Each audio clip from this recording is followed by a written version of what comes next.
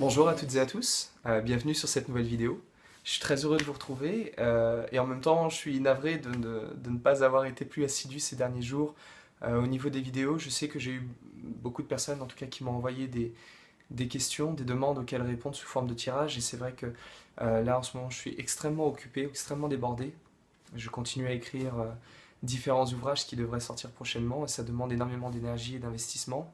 Et en parallèle de ça, je prépare également un diplôme, je continue mes études à côté, donc j'ai aussi besoin de temps pour pouvoir préparer tout ça, plus préparer également d'autres surprises qui viendront prochainement. Donc je suis désolé pour les personnes qui m'ont envoyé des questions auxquelles je n'ai pas encore répondu, je tâcherai de faire ça dès que possible.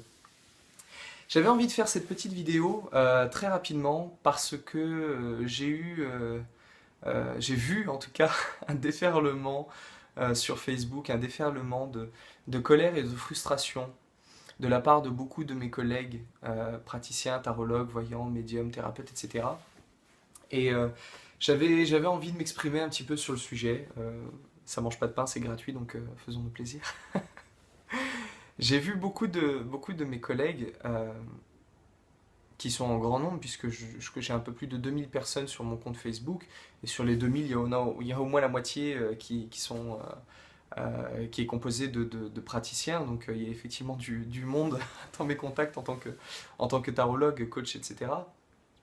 Et en fait, j'ai vu beaucoup ces derniers jours, alors je ne sais pas pourquoi spécifiquement ces derniers jours, les astrologues s'amuseront à voir si c'est un peu le bordel dans le ciel en ce moment, mais énormément de tensions, beaucoup de colère, beaucoup de frustration de la part de beaucoup de praticiens qui s'égosillaient vertement sur leurs murs respectifs envers des consultants qu'ils considéraient être des cons, des frustrés, qui ne voulaient plus jamais revoir, qui avaient trop d'ego, qui ne voulaient pas entendre ce que le dit praticien avait à lui dire.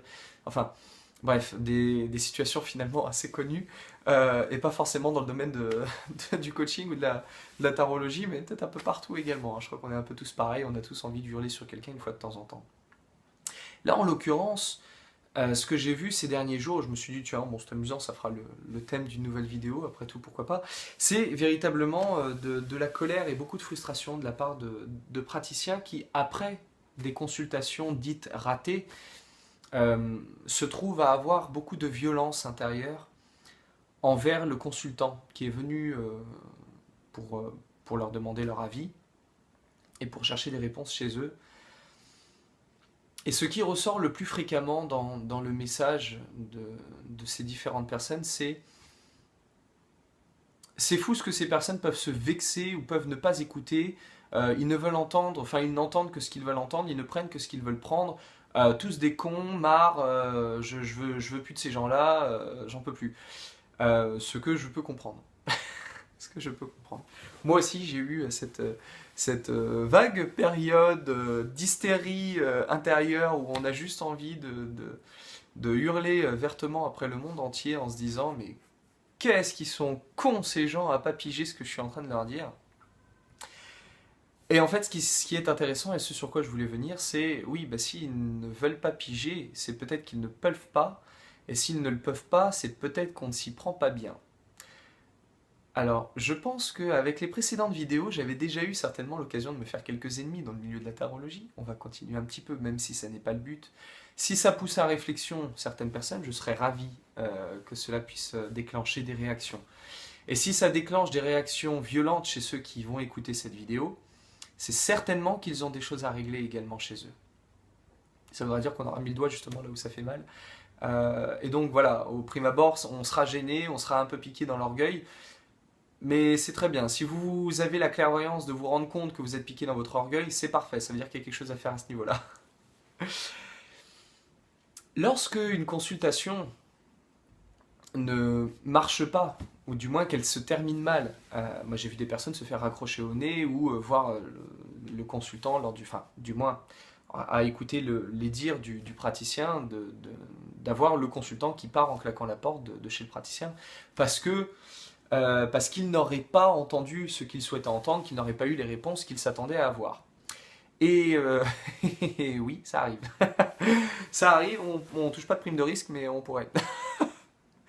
En réalité, quand ce genre de choses arrive, Ça peut venir au moins de deux problèmes, au moins de deux raisons. La première raison, ça va être un problème de communication, un problème de forme, la manière dont on va s'exprimer. Et la seconde raison, ça va être davantage au niveau de ce que certaines personnes appellent l'ego. C'est un mot que j'aime pas trop parce que c'est un peu galvaudé, puis ça veut pas dire grand chose aujourd'hui, et chacun le comprend un peu à sa manière, mais je vais y revenir. D'abord, le problème de l'expression. Moi, quand je dis quelque chose à quelqu'un, je crois que je lui dis quelque chose et je crois qu'il va le comprendre de la même manière que moi je le comprends.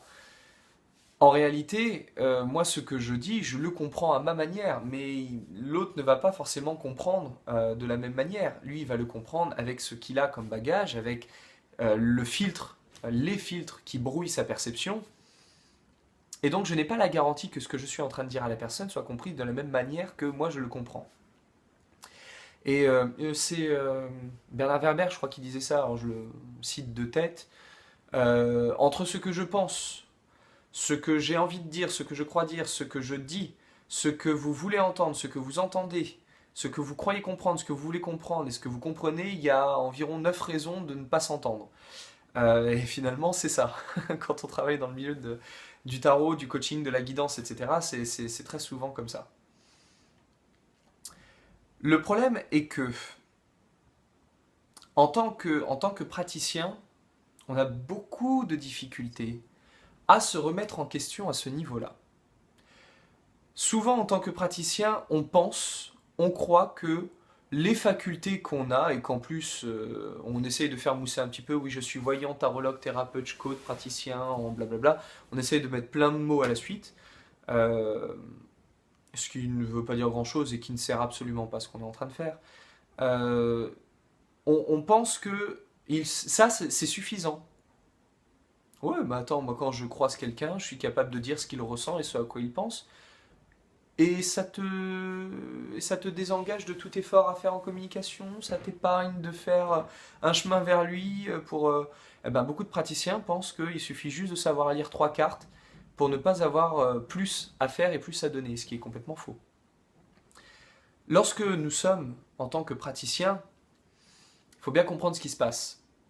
Nous sommes exactement comme l'autre, hein. Il n'y a pas de différence. Alors ça, je sais qu'encore une fois, ça fait bondir beaucoup de praticiens. Vous n'avez pas de pouvoir magique, vous n'êtes pas un super-héros, vous ne sortez pas de la cuisse de Jupiter et vous n'avez pas été contaminé de la radioactivité qui vous ont transformé en tortue ninja ou je ne sais quoi d'autre. Vous êtes comme tout le monde, exactement comme tout le monde. Ça fait bondir quelques-uns de mes élèves quand ils viennent en cours et que je leur dis non, non, mais ce que je fais, n'importe qui peut le faire. Ouais, mais attends, quand tu reçois quelqu'un, quand même, t'as des sensations, t'as des choses qui viennent. Et les derniers tarologues que j'ai formés en niveau 3, je les ai mis à l'épreuve et je leur ai dit ok, bon, on va faire de la voyance sans support. Et vous allez voir que c'est accessible en tous. Et effectivement, au bout de 10 minutes, ils avaient déjà eu des informations, des visions et des choses extrêmement pertinentes sur les personnes qui étaient venues nous voir. Donc, tout ce qu'on fait, tout ce qu'on est capable de faire, tout le monde peut le faire. Donc ça sert à rien de se faire mousser, ça sert à rien de se prendre pour, de croire qu'on a le pouvoir de, qu'on a la capacité de, qu'on a la faculté de. Ça n'existe pas. Si vous êtes capable de faire quelque chose, les autres peuvent le faire aussi. Si vous croyez que vous êtes capable de faire quelque chose que personne d'autre au monde ne peut faire, c'est une erreur. C'est une erreur. C'est juste que les autres n'ont pas appris comment faire, mais si on leur apprend, ils sauront le faire. Donc c'est très important de pouvoir faire la part des choses comme ça. Moi je suis un piètre cycliste, mais si on me donnait des cours pour apprendre à faire du vélo correctement, à utiliser mon corps d'une bonne manière, à savoir muscler les bons muscles, ceux dont on a besoin pour faire ce qui est nécessaire, j'y arriverai aussi, il n'y a pas de souci. Et donc à ce même titre, moi ce que je fais avec mon tarot ou ce que je fais avec mon intuition, les personnes qui apprennent d'une bonne manière sont capables de le faire également. Donc il n'y a pas de différence. Donc ça sert à rien de mettre du titre derrière le nom. Moi je sais que souvent dans les interviews, etc., ou sur les sites internet, quand on parle de moi, on met médium, tarologue, clairvoyant, coach, thérapeute, vas-y, rajoute-en encore derrière. Mais ça sert à rien, puis ça veut rien dire. Puis en plus de ça, ça veut tellement rien dire que chacun le comprend à sa manière. Donc même moi quand je me présente, je dis non, je travaille dans la communication et le coaching. Mais je ne vais pas mettre toute cette liste de mots à la suite parce que ça n'a pas de sens. Puis en plus de ça, ça ne sert à rien. Et la difficulté, c'est que quand on se dit être ça, quand on se dit voyant, tarologue, médium, etc., et qu'en plus de ça, on va aller mettre de l'argument du genre ça fait 15 ans que je fais ça, ça fait 20 ans que je fais ça, ça fait 30 ans que j'agis comme ça. Moi, j'avais eu un de mes profs, un de mes maîtres qui était comme ça, pas dans le milieu du tarot, dans d'autres domaines, particulièrement dans la pédagogie et dans la communication. J'avais eu un prof qui était comme ça et qui me disait ouais, mais ça fait 15 ans que j'agis comme ça. Ouais, mais il serait peut-être temps de dépoussiérer parce que ça se sent que ta méthode elle a 15 ans et que ce serait peut-être bien voilà, de renouveler un petit peu effectivement pour remettre au goût du jour. Donc ça n'est pas un argument non plus, hein. Vous pouvez avoir 80 balais et faire ça depuis que vous en avez 15. Ça n'est pas un argument que de dire que ça fait très longtemps que vous faites ça et que du coup vous avez des facultés qui doivent valoir leur pesant d'or. Non, si ce que vous dites ne fonctionne pas, ça peut faire un demi-siècle que vous le faites. Si ça ne fonctionne pas, ça ne fonctionne pas, c'est tout. Moi ce que je dis toujours c'est ça fait 20 ans que je touche à un tarot. Ça fait 20 ans que je touche à un tarot. Ça fait 2 3 ans que je suis fluide dans ma lecture. Et ça fait que quelques mois que je n'ai plus peur de recevoir des gens en consultation. Après 20 ans. Donc comme quoi on apprend encore. Tout vient à point à qui sait attendre, mais surtout à qui sait remettre le travail qui a été fait un petit peu en renouvellement. Voilà, on se fait une fermeture pour travaux et on essaie de renouveler tout ça. Et donc la difficulté en tant que praticien, surtout quand on a voilà, ce genre de titre et qu'on est persuadé de faire bien le travail, ce que je peux comprendre, bien entendu, hein, je suis comme tout le monde, et je peux comprendre qu'on ait de la difficulté à faire un retour là-dessus. La difficulté c'est, mais bon sang quand même, je fais ça depuis tellement de temps, je dois être bon dans ce que je fais. Mais oui, on peut être bon dans ce qu'on fait, et pourtant avoir le besoin de se renouveler. Ou on peut être bon dans ce qu'on fait avec telle personne et pas avec telle autre. Ou on peut être bon dans ce qu'on fait, mais avoir besoin d'autres choses pour compléter les premières choses qu'on fait. Et je crois que l'erreur la plus commune, c'est effectivement tous ces praticiens qui font du tarot, etc., et qui pensent que, enfin du tarot, de la voyance, du coaching, etc., et qui pensent que l'outil qu'ils ont travaillé se suffit à lui-même, et qu'ils n'ont pas besoin de faire autre chose. Pas du tout. Pas du tout. On travaille en relation aide avec quelqu'un. On a quelqu'un qui vient nous voir et qui est souvent dans une attente et qui est souvent dans de la détresse et qui est souvent dans de la frustration, dans de la peur ou de la colère ou de la tristesse. Et nous, on se contente juste de sortir nos conneries avec notre outil, mais ça n'est pas suffisant. Ce qui est très important, c'est de travailler aussi le domaine de la communication. C'est intéressant de savoir quoi dire, mais c'est tout aussi important, au moins à 50%, de savoir comment le dire. Et si vous voulez, lorsque, lorsque on travaille avec un consultant, on est, euh, on est responsable au moins à 50% du bon fonctionnement de la consultation, et l'autre l'est aussi. Le problème, c'est que l'autre, lui, il n'a pas les connaissances que nous avons. Le consultant, quand il vient nous voir, lui, il ne connaît pas forcément ni la communication, ni le tarot, ni la voyance, ni ce que l'on fait, ni comment on le fait. Donc ça va être à nous de pouvoir l'aiguiller.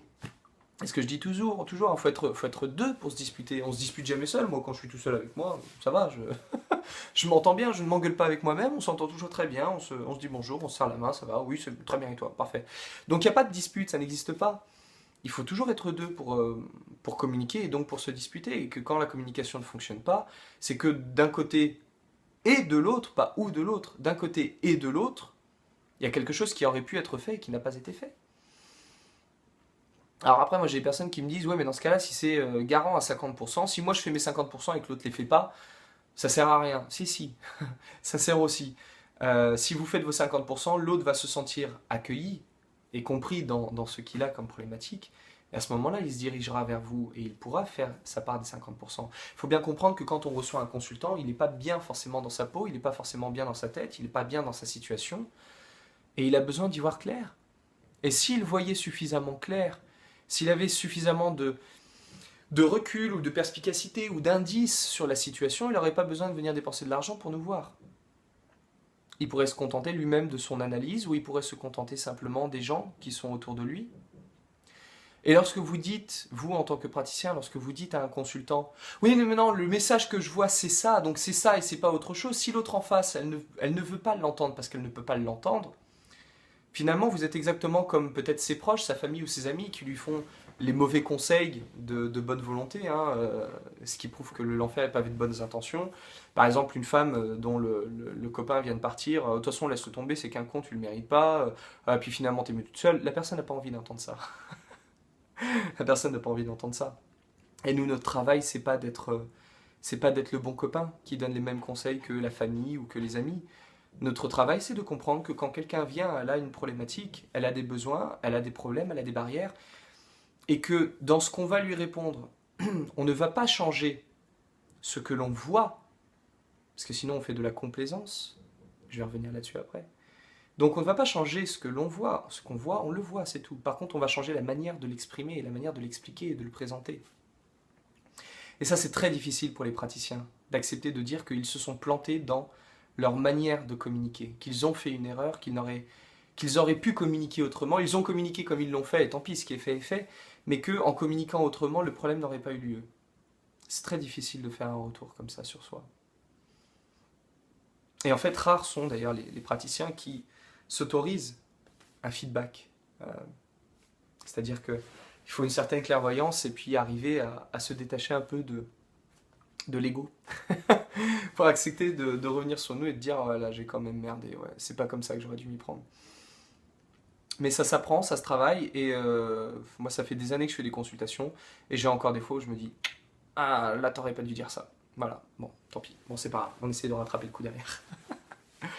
Après moi j'ai des personnes qui viennent me voir et qui me disent oui mais quand même si j'essaye d'arrondir les angles, la personne elle ne veut pas entendre. Ben, si elle ne veut pas, c'est peut-être qu'elle ne peut pas. Ou c'est peut-être simplement que la réponse ne lui convient pas. Ça arrive. Vous avez des personnes qui viennent voir des tarologues et des voyants et des médiums pour s'entendre dire des choses. Mais pourquoi est-ce qu'ils veulent s'entendre dire ça? Là, c'est le travail du praticien, de comprendre pourquoi la personne, elle vient nous voir, pourquoi elle a envie d'entendre ça. Alors déjà, la difficulté, c'est que nous-mêmes, en tant que praticiens, on ne va pas toujours se rendre compte que la personne vient pour s'entendre dire ce qu'elle a envie d'entendre. Et quand on arrive les quelques fois à s'en rendre compte, c'est pas dit que la personne elle-même l'ait remarqué. C'est pas dit qu'elle-même le sache. C'est pas dit qu'elle s'en soit rendue compte. Donc là, c'est très difficile. Et à ce moment-là, qu'est-ce qu'on peut faire? On ne peut pas changer le message du tarot. Si vous faites de la voyance, de la divination pour une femme dont le mari est parti et que vous voyez que non, c'est définitif, il ne reviendra pas, si elle est toute triste, vous n'allez pas lui dire si, si, finalement, il va revenir. Parce que là, non seulement ce serait parfaitement idiot, parfaitement cruel, mais en plus, vous n'auriez pas fait le travail pour lequel on vous a payé. Par contre, on peut essayer de se mettre à la place de la personne et de dire ok, je comprends que d'entendre que votre mari euh, s'apprête à revenir, ça vous ferait du bien. J'entends et je comprends que vous avez besoin de vous entendre dire ça pour vous sentir rassuré et de sentir que un poids s'allège en vous. Et j'aimerais pouvoir vous le dire, mais je n'ai pas le pouvoir de vous le dire, je n'ai pas la possibilité de vous le dire, je n'ai pas la capacité de vous dire ça. Là, à ce moment-là, on n'a pas de clash. Parce qu'on a compris le besoin de la personne et elle a compris que nous sommes dans une situation qui nous met en difficulté dans le sens où nous ne sommes pas en mesure de répondre à l'attente qu'elle a, car l'attente qu'elle a n'est pas une attente purement objective et purement détachée d'un résultat, mais qu'elle est dans une forme d'auto-influence, c'est-à-dire je vais essayer de trouver des messages positifs, je vais poser la question 10 000 fois, 10 000 tarologues différents, pour essayer d'entendre enfin quelqu'un me dire ce que j'attends d'entendre depuis tellement longtemps. Ça après, ça concerne la personne, ça ne vous concerne pas vous. Vous, en tant que praticien, pour éviter d'aller au clash, ça va être juste de dire j'entends votre besoin, je comprends le besoin, je saisis la situation dans laquelle vous vous trouvez et la dépendance qui naît à l'intérieur de vous, la dépendance à ce message que vous attendez de recevoir. Oui, il va revenir, ou oui, vous allez trouver ce travail. Mais là, je ne suis pas en mesure de vous le dire. Je ne peux pas vous le dire puisque ce que je vois, ce que je reçois, ça n'est pas ça.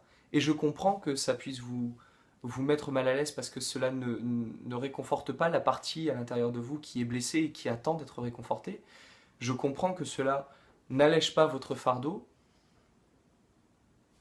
mais c'est ainsi, c'est ce que je perçois, c'est ce que je vois.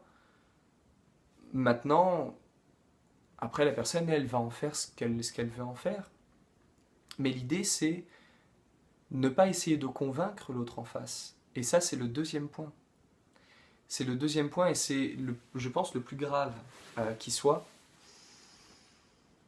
Moi, je ris beaucoup quand je vois les sites internet de certains praticiens.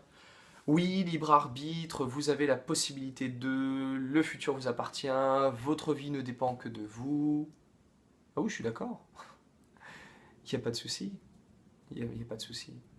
Et quand derrière on met grand voyant, médium, spécialiste, reconnu par tel magazine, voyant des stars, don de médium de naissance, ah bon, de naissance, c'est-à-dire tu avais 2 ans, tu faisais déjà des prédictions autour de toi, enfin ça n'a pas de sens. Euh, qu'on essaye de se faire mousser et de se donner une légitimité. Il faut bien comprendre ce qui se passe à ce moment-là. Quand la personne vient nous voir, elle est en détresse, elle a une difficulté. Elle n'a pas la faculté elle-même de pouvoir trouver la réponse à ses questions. Donc elle vient voir quelqu'un qui, au vu des titres qu'elle a mis derrière son nom, doit certainement pouvoir lui donner des réponses sûres, certaines et absolues, sans erreur possible. Donc moi je m'interroge, quelle place laissons-nous au libre arbitre et à la capacité à la personne de pouvoir se reprendre en main et de reprendre sa vie pour la diriger dans le sens qu'elle veut, lorsque on aligne derrière son nom environ une dizaine de qualités comme thérapeute, voyant, médium, cartomancien, tarologue, clairvoyant, etc. Et j'en passe. C'est quoi l'utilité à tout ça? Comment est-ce qu'on peut essayer de concilier les deux? Ça n'est pas possible. Ça n'est pas possible. La personne qui vient vous voir va se dire oh, attends, quand même, t'as vu, il fait ça depuis 50 ans.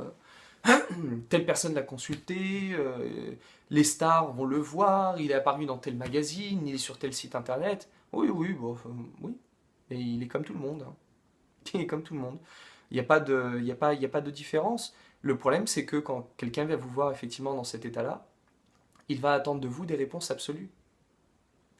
Et s'il attend des réponses absolues, et que dans sa détresse, il pose une question qui lui tient à cœur, et qu'à cette question on répond par un message qui n'est pas celui que la personne attend, comment croyez-vous que ça va se passer? Ben, ça ne se passera pas bien. Ça ne se passera pas bien, puisque là vous êtes simplement en train de dire à la personne, écoute cocotte, tous les rêves que tu espères voir se produire, non, vraiment, non, ça ne se passera pas. Je pense que là, laisse tomber toutes tes illusions parce que tu te plantes de chemin. Moi, ce que je vois, c'est que tu ne deviendras jamais chanteuse, ton mari ne reviendra jamais, tu ne signeras jamais avec une maison d'édition. Et la personne, elle prend ça de plein fouet. Et après, vous êtes là à lui dire, ou en tout cas à vanter sur votre site internet ou dans vos articles, mais je lui laisse le libre arbitre, hein. Ah, je décide pas. Non, non, non, attendez, non, on a le futur entre nos mains. Faut pas déconner non plus. Ah, sinon, qu'est-ce que ça serait? Voilà, par contre, en consultation. Non, non, il reviendra pas, votre mari. Croyez-moi, il ne reviendra pas.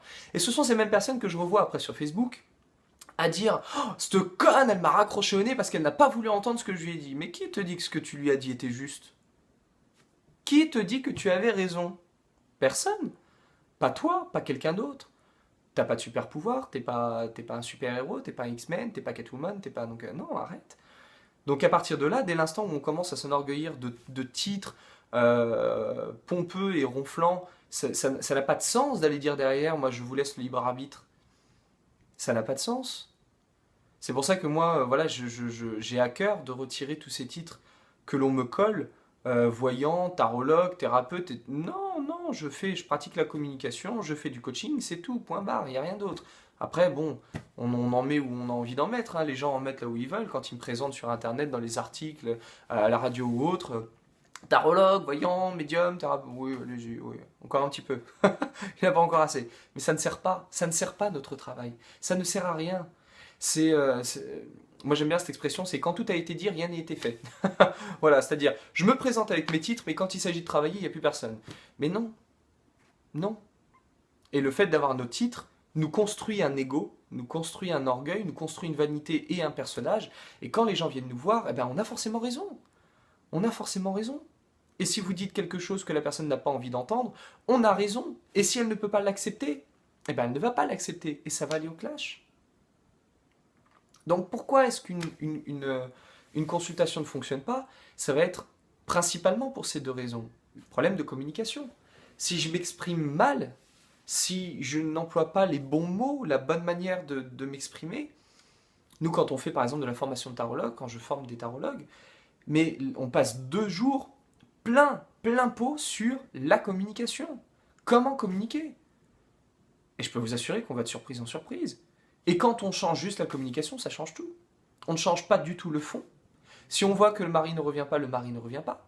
Par contre, la manière de l'exprimer va être très différente.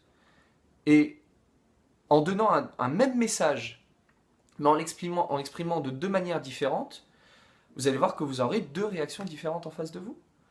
Dites à une femme désespérée, non, son mari ne va pas revenir, sans prendre compte de son univers, elle ne l'acceptera pas, elle n'écoutera pas. Dites-lui maintenant en adaptant votre communication pour elle, et à ce moment-là, ça fonctionne. À ce moment-là, ça fonctionne. Elle va apprendre, elle va comprendre. Donc, moi, quand je vois mes chers collègues et amis, j'ai beaucoup de compassion pour eux, j'ai beaucoup de compassion pour leurs réactions et pour ce qu'ils ressentent, parce que je peux comprendre. J'ai eu, moi aussi, ce genre de réaction. Et, euh, et aujourd'hui, alors j'ai plus ces problèmes-là avec mes consultants, mais dans la vie de tous les jours, moi aussi, je rencontre des personnes, je fais pas attention à ma manière de communiquer, à la manière que j'emploie de m'exprimer. Je fais pas forcément attention quand je suis dans la vie. Et avec ma moitié, voilà, il arrive parfois on se prenne le bec alors qu'on est d'accord, c'est juste qu'on l'explique pas de la même manière. Et le simple fait, voilà, même si dans le fond on est raccord, si sur la forme ça diverge et que moi je dis ah non, ça c'est du magenta, et lui va me dire c'est du fuchsia, et tous les deux on va essayer de dire non, c'est moi qui ai raison, non, c'est moi qui ai raison, et il y en a un qui va essayer de gueuler plus fort que l'autre. Parce que les deux sont pas foutus de se rendre compte que fuchsia et magenta c'est des synonymes, et c'est généralement comme ça que ça démarre. Si on se rend pas compte de ça, effectivement, ça va au clash. Moi, j'ai plus ces problèmes-là aujourd'hui dans mon travail en tant que coach, mais parce que j'ai appris, parce que je travaille beaucoup là-dessus, et parce que je suis dans un cadre où je sais que spécifiquement, il faut que je fasse attention. Mais effectivement, après, quand je reviens dans la vie de tous les jours, je ne fais plus forcément attention à ça, et ça arrive de terminer par quelques tensions. Et quand je sens que la tension vient, je dis, ok, bon, attends, stop un instant. Essaye de voir un petit peu, calibre, regarde la personne, regarde dans quel univers elle est, ce qu'elle attend, ce qu'elle comprend, ce que tu lui dis, comment tu lui dis. Et à ce moment-là, on arrange le problème et le message passe très bien, il n'y a pas de souci. Mais du coup, c'est vrai que c'est très difficile. C'est très difficile et c'est vrai que moi, je suis toujours extrêmement attentif, voilà, à cette hypocrisie du libre arbitre. On parle de libre arbitre et en même temps, on a envie que l'autre entende ce qu'on lui dit et que l'autre accepte ce qu'on lui dit comme si c'était une vérité inaliénable. Mais c'est ridicule. C'est ridicule. Ça n'a pas de sens. On travaille beaucoup aussi quand on fait la formation sur les relations horizontales et les relations verticales. Et particulièrement sur un outil. euh, Beaucoup de personnes imaginent que on a une consultation, c'est un tarologue et un consultant. En fait, on oublie un élément essentiel parce que du coup, si on n'a que 2 éléments, on a tendance à les placer comme ça. Le tarologue en haut, avec du pouvoir, il est important, et le consultant en bas, et c'est lui qui vient et qui quémande en fait, hein. Il est le pauvre petit, voilà, il lui manque des choses. Si ça se trouve, il en a plus que nous, mais on peut avoir une vie pitoyable. Lui, il a une vie magnifique, mais il vient d'être contrarié pour une raison absolument futile, et il vient vous voir. Et il se met en position presque de victime. Et nous, on se dit, ah, il vient me consulter, j'ai le pouvoir de... On a le pouvoir de rien, mais ça fait toujours du bien de le croire. Et nous, ce qu'on travaille en consultation, enfin en formation du moins avec les tarologues, c'est l'idée de la relation horizontale, c'est-à-dire le consultant et le tarologue sont sur un même pied d'égalité. Et la relation verticale, ça va être entre nous et ce qui se trouve au sommet d'une pyramide, ça va être l'outil, c'est-à-dire ce qu'on va utiliser. Et moi, souvent, j'ai des personnes qui me demandent euh, qu'est-ce que vous pouvez me dire de qu'est-ce que vous voyez, qu'est-ce que vous ressentez, quelles sont les choses que vous captez, j'en sais rien, je peux rien vous dire. J'en ai aucune idée, je suis pas dans la tête de votre mari, je suis pas dans la tête de votre patron, je suis pas dans votre tête, je peux absolument pas vous dire ce qui va arriver. Par contre, si ça vous intéresse, on va utiliser l'outil tarot, on va demander au tarot, on va voir ce que lui nous en montre, ce que lui nous en présente.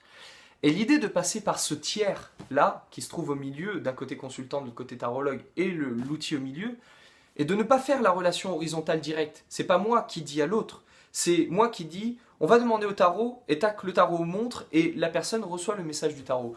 À ce moment-là, le message passe beaucoup mieux, parce qu'on se dit, ah ben ça vient pas de quelqu'un, ça vient de quelque chose qui peut-être lui est supérieur, et à ce moment-là, on a plus facile à l'écouter, à entendre, même quand ça nous plaît pas. Et c'est très important de pouvoir différencier véritablement la relation horizontale de la relation verticale. Et encore une fois, c'est difficile. C'est pas évident et on a des pièges. On a des pièges. Quand on fait la formation de tarologue, très souvent, ces réflexes et certaines personnes, certains élèves disent oui, là, je peux vous dire que je vois que non, tu ne vois pas, tu ne ressens pas, tu reçois le message que tu ne peux pas dire à la personne qu'elle va vivre ceci. Le tarot montre que ceci. Même si le tarot, on s'en fout, c'est qu'un bout de carton. Mais c'est très important de dire le tarot montre que. Et non pas moi je sais que.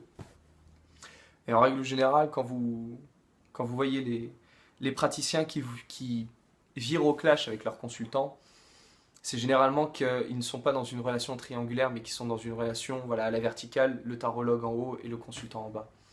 Et après, voilà, on ne s'étonne finalement pas tant que ça que ça déconne un peu.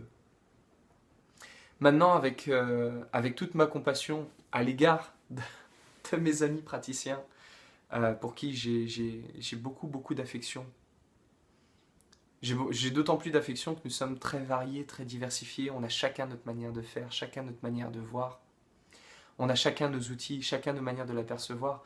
Moi, j'ai rencontré des centaines et des centaines de tarologues. Il n'y en a pas deux qui ont une même vision d'une même carte. Chacun a une vision différente du tarot et c'est très intéressant et très enrichissant.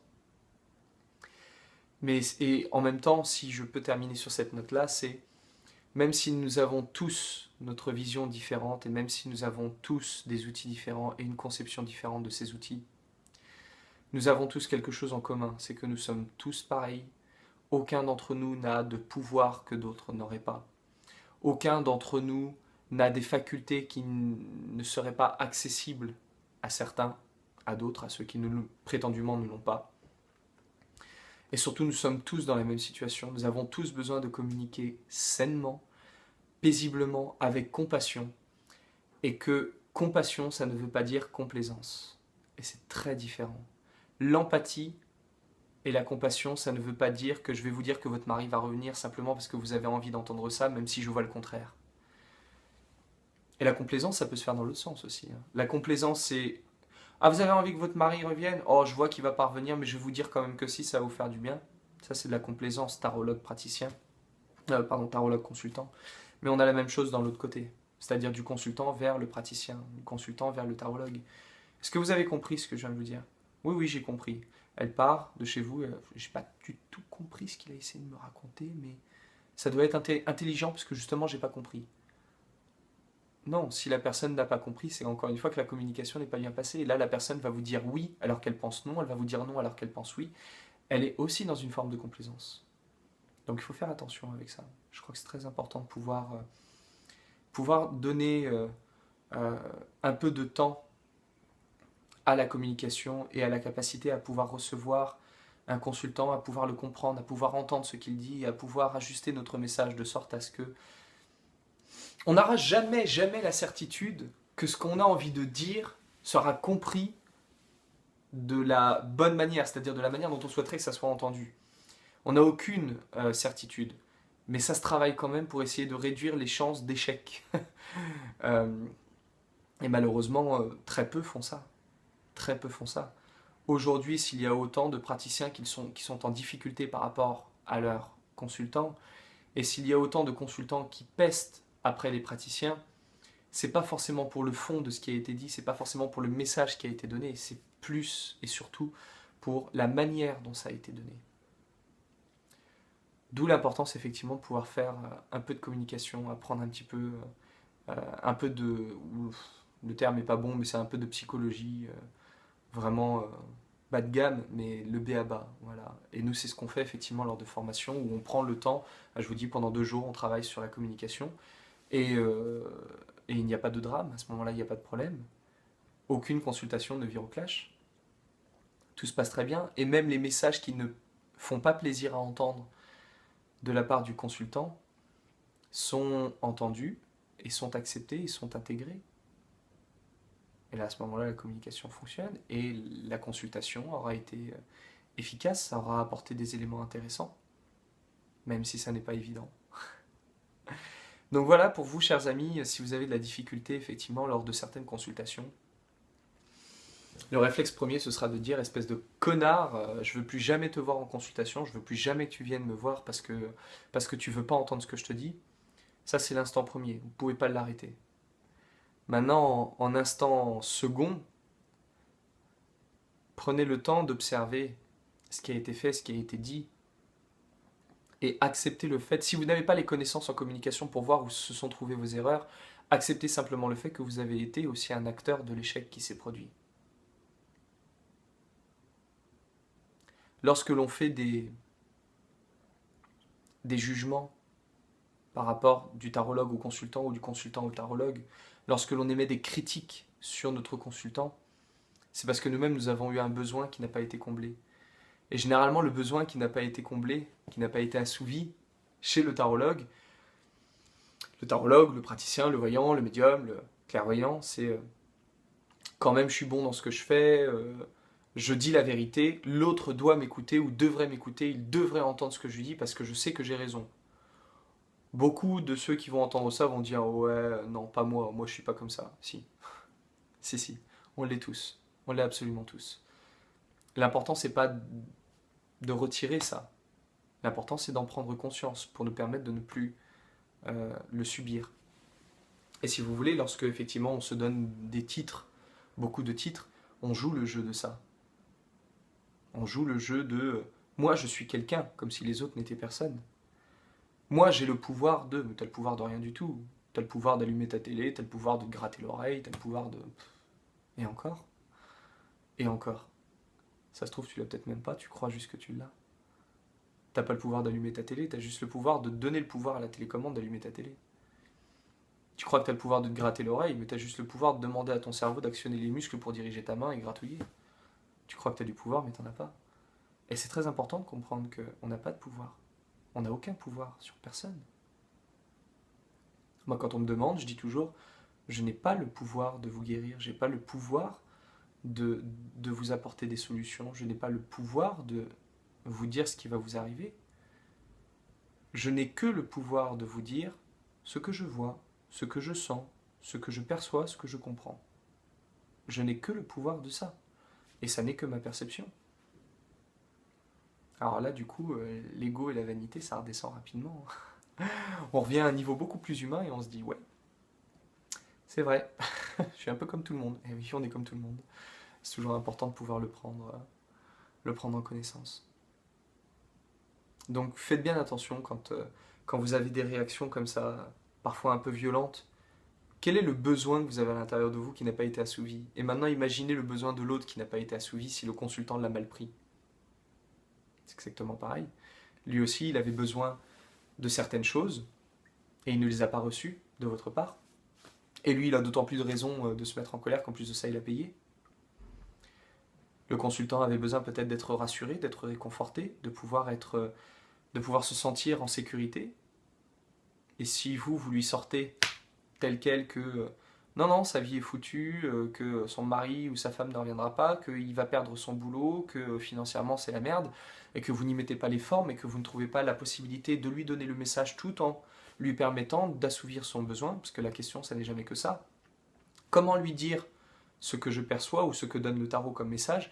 Comment lui dire ça sans changer ce que c'est, tout en lui permettant quand même d'avoir son besoin d'assouvi? Ben, c'est le but de ce qu'on fait dans notre travail en tant que tarologue, c'est d'arriver à pouvoir trouver le juste milieu entre les deux et de pouvoir contenter les deux, sans changer le message et sans faire de mal, sans faire souffrir la personne, en contentant son besoin. C'est pas évident, mais ça se travaille. Donc voilà, chers amis tarologues, j'espère pour certains d'entre vous qui ont pu se trouver dans cette situation difficile, que ça a pu apporter pas forcément des réponses, mais au moins des pistes de recherche, des éclaircies peut-être à chercher, et puis voilà. Puis bah, si vous avez de la difficulté, si vous avez envie aussi de partager votre expérience de ce que vous avez vécu avec un consultant, n'hésitez pas à m'envoyer ça par texte, et puis on pourra en discuter ensemble, et on verra ensemble ce qui peut être fait.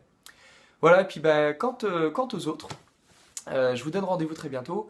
Et puis, n'oubliez pas également de me retrouver sur mon site internet www.kevinmeunier.com pour voir les prochaines formations voilà, que je propose pour apprendre le tarot, pour apprendre sa lecture, comment l'utiliser, pour apprendre à devenir un tarologue, comment travailler la communication. Euh, on voit à quel point c'est important ici. Donc n'hésitez pas à me rejoindre. Et puis si vous avez des questions, vous pouvez toujours m'envoyer soit par mail, soit par Facebook. Je suis assez fréquemment sur Facebook, donc je peux répondre aux questions. Il n'y a pas de souci, je reçois tout de suite sur mon téléphone, donc je répondrai peut-être pas tout de suite, mais au moins je saurai qu'il y a un message. Donc voilà. Et puis je vous dis à très bientôt, et puis comme d'habitude, prenez soin de vous. Salut.